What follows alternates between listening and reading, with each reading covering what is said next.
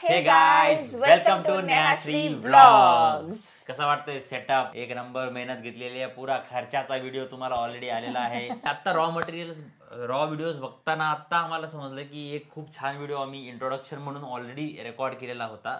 तो व्हिडिओ आता आम्ही लावत आहोत तुमच्यासाठी, बघा। Hello guys, welcome to Nehashree vlogs. आज तारीख आहे 30 जुलै 2023। 15-20 दिवस झाले माझा विचार चालू आहे की हा जो व्हिडिओ आता शूट करणं चालू आहे ना, हा शूट करेल, पण शूटच होत नाहीये। आज लकीली चान्स भेटलाय। याच्या आधी भरपूर सारे व्हिडिओज आम्ही शूट केले आहेत। आमचे मॅटर्निटी शूटचे व्हिडिओज आहेत, काही आम्ही घरी बाळाचे मुवमेंटचे व्हिडिओज वगैरे शूट केलेले आहेत। पण हे आमच्या रेकॉर्डसाठी आणि आमच्या बाळाच्या रेकॉर्डसाठी, जेव्हा म्हणजे बाळ मोठं होईल आणि हे व्हिडिओज बघेल तेव्हा तो बघेल की त्याच्या जन्माआधी काय प्रोसेस चालू होती, आम्ही किती एक्सायटेड होतो, आम्ही काय काय गोष्टी केलेल्या आहेत, काय काय गोष्टी घेतलेल्या आहेत नवीन, काय काय शॉपिंग केलेली आहे बाळासाठी, या सर्व गोष्टी त्याला कळाव्यात म्हणून आणि आमच्या रेकॉर्डसाठीच आम्ही फक्त हा व्हिडिओ रेकॉर्ड करत आहोत। हे सगळे व्हिडिओज आणि हा जो आत्ता मी व्हिडिओ रेकॉर्ड करतोय पोस्ट होईल की नाही माहिती नाही। आणि करंट अपडेट असा आहे की आज 30 तारीख आहे, 30 जुलै, आणि 12 ऑगस्टला 9 महिने कंप्लीट होतील। आणि डॉक्टरने जी डेट दिलेली आहे ती 19 ऑगस्टची डिलिव्हरी डेट आहे एक्सपेक्टेड। बघूया किती दिवस फरक पडतो का सेम डेला होतं तर। जर का जमलंच तर हा व्हिडिओ एडिट करून नेहाश्री ब्लॉगवर पडेल, पण कधी पडेल की नाही पडेल, अपलोड होईल नाही होईल, नो गॅरंटी। बाळाकडून हाय, हॅलो हॅलो हॅलो बेबी, आमच्या दुसरा बेबी। याच्याबद्दल माहिती आहे की नाही तुम्हाला? काय माहिती? हा आहे आमचा पहिला बच्चा आहे बनी। खूप इच्छा होती सगळ्या गोष्टी टाकायच्या, पण सिच्युएशन अशा होते की नाही टाकू शकलो। होय ना, तुम्ही आतापर्यंतची जर्नी बघा, कशी होती आमची जर्नी ती बघा। माझे 9 मंथ्सची जर्नी। नेहा गेली आहे टेस्टसाठी, आणि डेट वाईज तसं जर का नॉर्मल चेक केलं तर मला असं वाटतं की गुड न्यूज आहे, पण चेक करूया की काय होत होतं, वाट बघूया। चला, काय होईल काय वाटतं? आले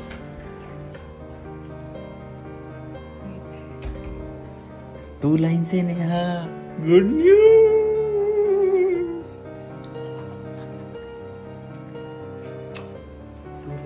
प्रेग्नेंट हो ना, 2 लाइन आहेत बघ ना। खुशी की आंसू तो देखने दो हमें। हिचा फ्रेम करून ठेवायची का आपण?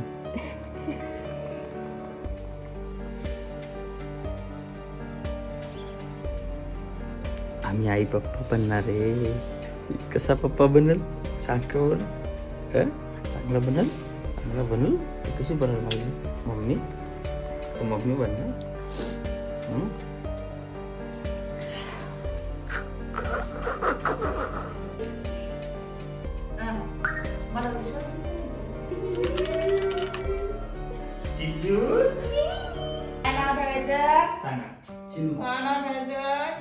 मेल आहे तो,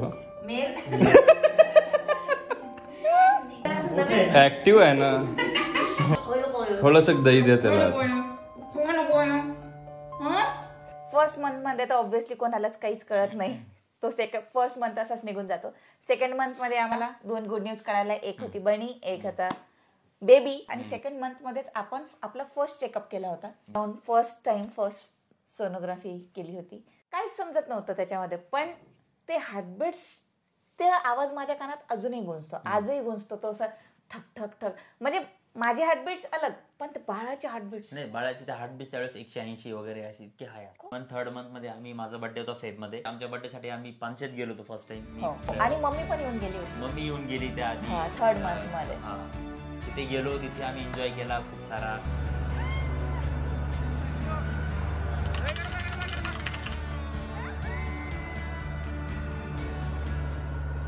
जेव्हा ते कायाकिंग करत होते ना, मी ऍडव्हेंचरस मुलगी आहे, मला ऍडव्हेंचर करायला आवडतात, पण मी फर्स्ट टाइम घाबरल्यासारखी फिलिंग येत होती की यार मी पडली तर मग माझ्या बाळाचं काय होईल, इतके थॉट्स चालू होते ना।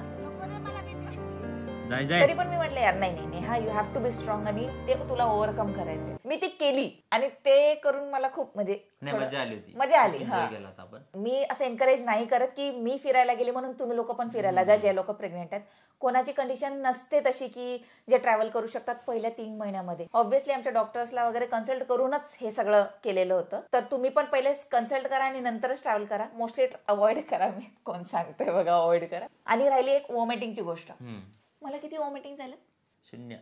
मी इतके ते रील्स बघायची, युट्यूबवर व्हिडिओज बघायची, काहींना वॉमिटिंग होतंय, काहींना जेवणच जात नाही, वासच येतोय. मला ह्याच्यातलं काहीच व्हायचं नाही.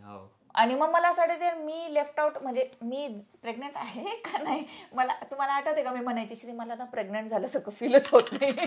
पहिले 3 आणि 4 महिने तर असेच गेले. म्हणजे 9 to 5 जॉब करा, नॉर्मल चालू रुटीन, ते रुटीन फॉलो करा, बनीसोबत खेळा आणि बस असाच आमचा. काळजी घ्या. गर्भसंस्कार क्लासेस पण लावले होते त्यामध्ये 4th मंथ पासून. मी खूप फायदा झाला. काय असतं त्याच्यामध्ये काय नाही ते मी एक सेपरेट व्हिडिओ मध्ये सांगू तुम्हाला. 5व्या महिन्यामध्ये ऍक्च्युली एक मोठा स्कॅन असतो, अॅनोमली स्कॅन बोलतात त्याला. त्याच्यामध्ये बऱ्यापैकी बाळ आपल्याला दिसायला लागतं. त्याच्यामध्ये तुम्हाला इम्पॉर्टंट पण असतो हार्टचा वगैरे पण. म्हणजे सगळं की बाळाचे फिंगर्स आहेत का नाही, बाळाचं ब्रेन व्यवस्थित फंक्शन करतंय का नाही, म्हणजे तुम्हाला कळतंय की बाळ कसं आहे तुमचं. मला असं वाटतं ते आपण केलं आणि त्याच्यानंतर ते होतच नव्हतं. मग आपण परत थांबलो. त्यांनी म्हटलं की बाळ मुवमेंट करत नाही, तुम्ही जेवण करून वगैरे वगैरे. असं झालं की त्यावेळेस एक कपल आलेलं होतं, त्यांच्या याच्यामध्ये सेम प्रॉब्लेम झाला होता. त्यांनी लेट झालं ऍक्च्युअली करायला. 6 त्यांच्या बाळाच्या हार्टमध्ये होल होता. तर त्यांनी हे 5th मंथची अॅनोमली केली नव्हती, त्यांनी लेट केलं. त्याच्यानंतर मग त्यांना समजलं होतं. त्यामुळे आम्ही ऑलरेडी घाबरलेलो होतो. गुजबम्स आले होते मला तेव्हा, म्हणजे भयंकर घाबरलेलो होतो आम्ही. त्यावेळेस मम्मीला सोडायला पण गेलो होतो आपण. मग जेवण केलं होतं आणि मग वापस येऊन परत हा स्कॅन केला आणि हा सक्सेसफुल झाला होता. आम्ही इतकं रिलॅक्स झालो होतो. आता 5th मंथ मध्ये काय होतं ना की तुम्हाला हळूहळू बेबीच्या किक्स कळायला लागतात. फील होत नाही खूप जास्त, पण हलक्या हलक्या बेबीच्या अशा टिकलिंग फिलिश येते. म्हणजे मला खूप अशी घाई व्हायची की अरे यार बेबी किक झाली, श्री बघ ना. मी सारखं म्हणायची श्री बेबी किक तू ये इथे, तू म्हणजे बघ. त्या इतके मायनर असतात की आईला फील होतात. आपण बघायला गेलं आपल्याला कुठे दिसतं. म्हणजे हार्मोनल चेंजेस किंवा मूड स्विंग्स आपण जे म्हणतो ना, जर का तुम्ही हसबंड आहात तर तयार राहा. म्हणजे प्राणायाम, योगासन सगळं तुम्ही सुरू करा. ब्रिदिंग एक्सरसाइज, स्ट्रेस कंट्रोल कसा करायचा वगैरे. कारण आता हसतीये लगेच 5 मिनिटं रडती. आता हसतीये, भूक लागतीये, वडापावच खायचा, डोसाच खायचा. आम्ही मॅडमला एकदा डोसा खायची इच्छा झाली आणि आम्ही निघालो. मी म्हणलं आता खाऊन घ्या एकदाच काय खायचं तर. मग ह्याच्यात ही लागली. म्हणजे मला ते तू आताच खाऊन घे ह्या एका गोष्टीने मला.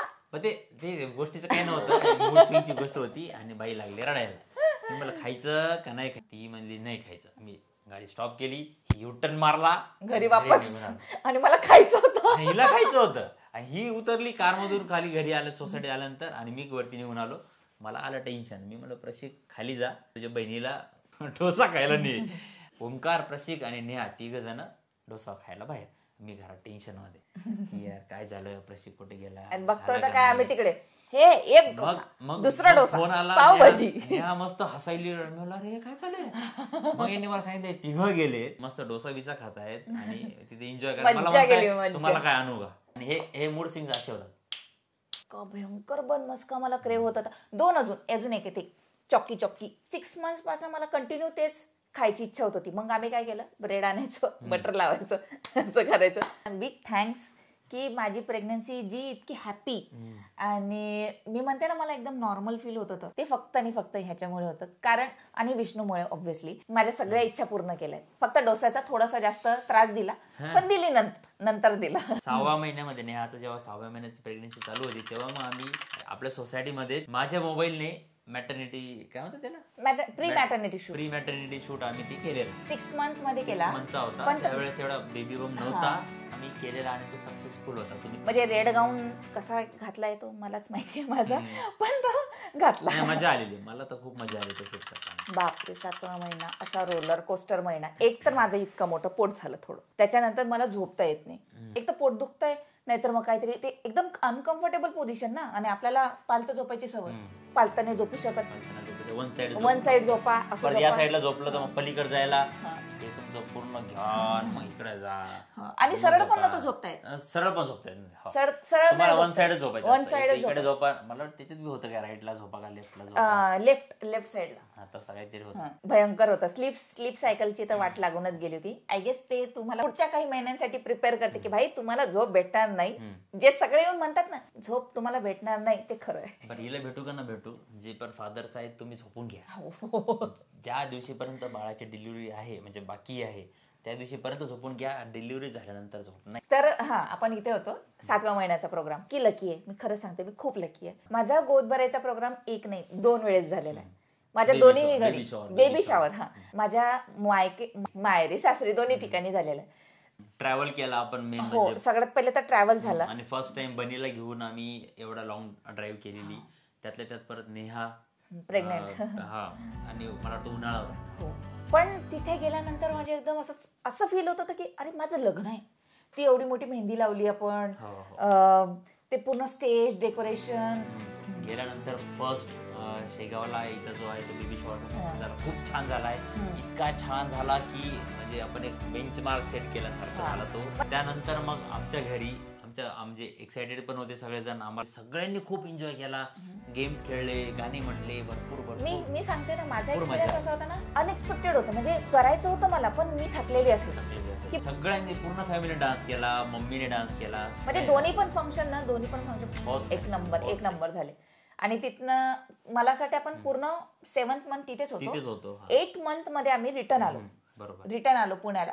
असं धगधग व्हायला लागलं होतं ना त्या टायमिंगला. ते जशी जशी डिलिव्हरीची डेट जवळ येत होती ना तसं धगधग व्हायला लागायचं. होईल का, काय होईल. आणि आपल्याकडे ते असं सो कॉल्ड नॉर्मल होईल का की सी सेक्शन होईल हे थोडंसं असतं ना. नाही बेटा नॉर्मलच झालं पाहिजे, त्याचं प्रेशर एक अलग. आणि 8व्या महिन्यात म्हणून मी एकदम फुल एक्सरसाइज, ब्रिदिंग काय नव्हे ते मी सगळं केलं. म्हणजे एकदम खतरनाक. बहिणीला चल रे बहिणी 1 तास वॉक करायची बहिणीला घेऊन. खूप मेहनत घेतली. म्हणजे मी माझ्याकडनं प्रयत्न केला की यार मी काय करू शकते नॅचरल डिलिव्हरी करायसाठी. हिला असं वाटत की नाही आज नाही द्यायचं, त्यावेळेस मी हिच्यासोबत नाही चल. हो, मग मी खाली मी पण हिच्यासोबत 9 महिन्याच्या आधीच ऑलरेडी मॅडमची इतक्या तयारी चालू झाल्या होत्या. इतकी रिसर्च की काय कपडे घ्यायला पाहिजे, कोणची बॅग घ्यायला पाहिजे, कोणत्या कंपनीची बॅग घ्यायला पाहिजे. तर अरे ते बेबी वाईप्स असेल का त्याच्यात बी क्वालिटीज, पाण्यावाले कोणचे, वॉटरवाले कोणचे का. अरे रोज 3-4 पार्सल, रोज 3-4 पार्सल. इतके खतरनाक पार्सल. टेस्टिंग फेज म्हणतात त्याला. हे सगळ्या प्रेग्नेंट लेडीज मध्ये येतच. 8-9th मंथ मध्ये सगळ्यांना होतं की यार माझं घर बेबीसाठी तयार करायचंय, मला त्याच्यासाठी लागणाऱ्या इसेन्शियल गोष्टी हव्यात. आता ही इथे मी एक कॉन्ट्रोवर्शियल गोष्ट आहे की आपल्या जे जुने लोक आहेत ती लोक म्हणायची की नाही बाळाची कोणतीच गोष्ट आणायची नाही घरामध्ये. जुनेच कपडे जे काय असतील बाळाचे ते वापरायचे, तुम्ही नवीन गोष्टी आणू नका. पण हे त्या काळाच्या हिशोबाने ठीक होतं कारण तेव्हा मिसकॅरेजेस खूप होत होते. With science, with equipments. आणि आताच्या नुसार त्याचे चान्सेस खूप कमी होतात. आणि 6 months नंतर तर खूपच कमी. त्याच्यामुळे प्रिपरेशन करू शकतो आपण, नवीन क्लोथ घालू शकतो. फक्त काय तर त्याला धुवून व्यवस्थित डेटॉलमध्ये धुवून वाळवून मग ते तुम्ही बाळाला ते सगळ्या गोष्टी ज्या पण तुम्ही वापरणार आहेत त्या सगळ्या करायला पाहिजे.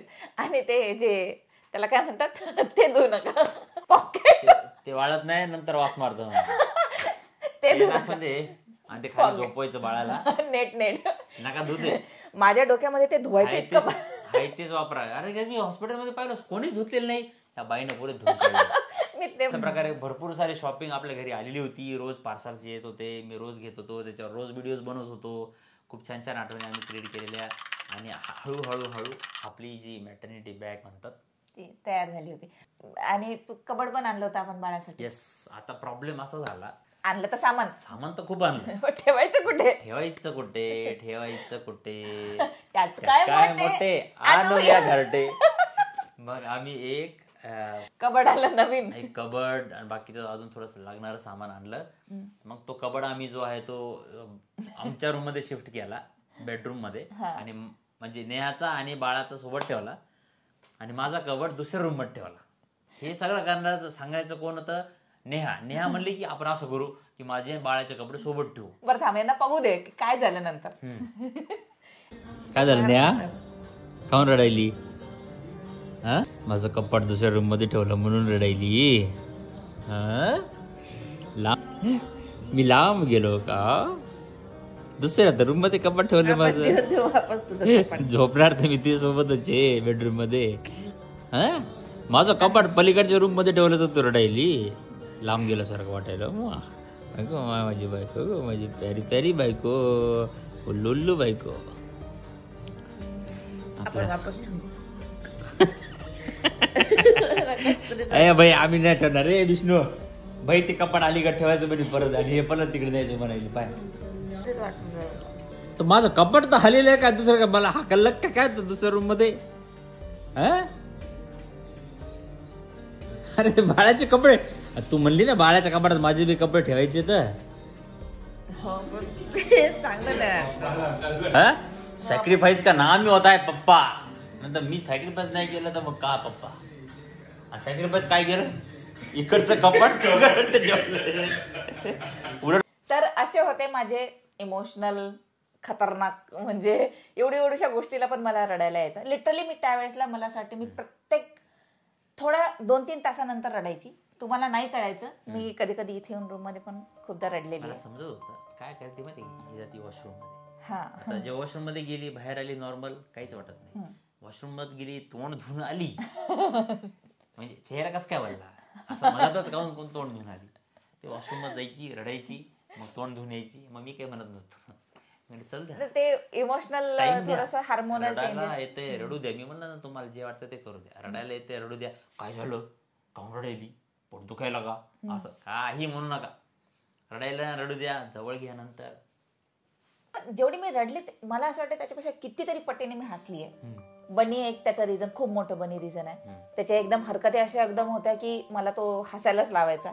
आणि सेकंड कॉमेडियन तर तुम्ही त्या पिरियड मध्ये नेहाला खरंच एकही उलटी नाही आली ना कुठला सिकनेस आला ना काही नाही. हे खूप चांगली गोष्ट होती. कारण मी बघितलेत काही काही डिलिव्हरीज माझ्या बहिणीच्या म्हणा किंवा आजूबाजूच्या ते वॉमिटिंग वगैरेचा खूप हालत म्हणजे पूर्ण खराब होऊन पाणी पिलं की उलटी. हो आता काय करावं माणसाला काय खाऊ का नाही खाऊ हे आम्हाला कधीच झालेलं नाही. त्यामुळे थँक्यू देवा थँक्यू खरंच देव. आता अशा प्रकारे आपला 9वा महिना आलेला होता. 9व्या महिन्यामध्ये आम्ही बॅगही पॅक केली. 30 जुलैचा तुम्ही फर्स्टला व्हिडिओ पण बघितला. आपली पूर्ण तयारी झाली होती. कारण मला म्हणजे प्रिपेअर्ड राहायचं होतं. कारण मला असं वेळेवरची धावपळ जमणार नव्हती आणि मला जमतही नाही पहिल्यापासूनच. डिलिव्हरीच्या मंथ मध्ये सगळी पॅकिंग झाल्यानंतर आम्ही फक्त वाट बघत होतो बाळाच्या येण्याची. आमची ड्यू डेट होती 19 ऑगस्ट. तर त्यानुसार आम्ही सगळ्यांनी तिकीट्स म्हणजे मम्मीनी वगैरे सगळ्यांनी तिकीट्स बुक केलेली होती. पण बाळाला तर यायचं होतं 11 ऑगस्टला. आता हे जे एकदम शिफ्ट झाला प्लॅन मध्ये त्याच्यामुळे पूर्ण सगळ्यांचीच प्लॅनिंग बदलली. आमची काय घरच्यांची आणि कसं ती डिलिव्हरी झाली कसं आम्ही तिथे पोहोचलो काय झालं ते खूप मोठी स्टोरी आहे. म्हणजे खूपच मोठी. त्यासाठी तुम्हाला पुढचा व्हिडिओ बघावा लागेल. बाळाची बर्थ स्टोरी. हा व्हिडिओ आवडला असेल तर लाईक करा शेअर करा सबस्क्राईब करा आणि खूप सारे कॉमेंट करून जा. भेटूयात आणि ओजस्वीला विश करून जा. ऍडव्हान्स मध्ये हॅपी बर्थडे विश करून जा.